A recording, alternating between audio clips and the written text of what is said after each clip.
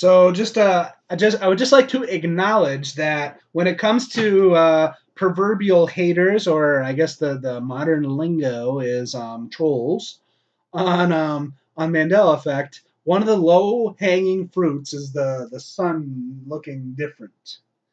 It's a very before Mandela Effect, before 2012. Um, yeah, I mean that people talking about the sun looking different. Basically, they're probably freaking nuts, right? No. Post Mandela Effect, reality shifting all over the place, matrix glitches happening right and left to some people. Oh yeah. Now it's not so insane to go out in public and say the sun looks different. There's still plenty of people who think that's freaking ridiculous. So anyway, I haven't really talked much about it. Way back when I was first experiencing Mandela Effect a couple years ago, I did one video about the sun. I had just mentioned that some people say the sun is looking different now, and I explained what people were perceiving. I did not chime in too much on my take on it, but I'm ready to do that now. Yes, I'm on board with the sun is brighter now. Yes, I concur. Um, in fact, when the Mandela effect first hit my awareness, now I was having Mandela effects before I learned about it. Now I learned about it. I mean, like people were listing things about the Berenstain Bears, Sex in the City, and Interview with a Vampire. This was before Forrest Gump. This was the very beginning. Mandela effects that were being discussed. I mean, maybe Forrest Gump was too, but it was definitely the other ones, and then the map changes. And it was funny too because the Mandela effect hit. I was elated because I've been waiting. I learned in 1999 that in the future this was going to happen. I just didn't know when, and I didn't know the specific details, or I didn't know how widespread it was going to be, and how fast it was going to spread to other people. But anyway, yeah. So I was like, wow, it's here. It's actually here. Actually, that's the catalyst that had me come on YouTube and talk to you guys about stuff. So anyway, Berenstain Bears movie lines and stuff. Then the map changes, and then after the map changes, then I was hearing about the sun.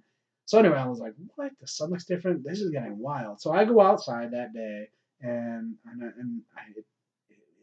it did seem brighter, and it was very trippy. It was a very trippy experience. Like freaking sun is different now.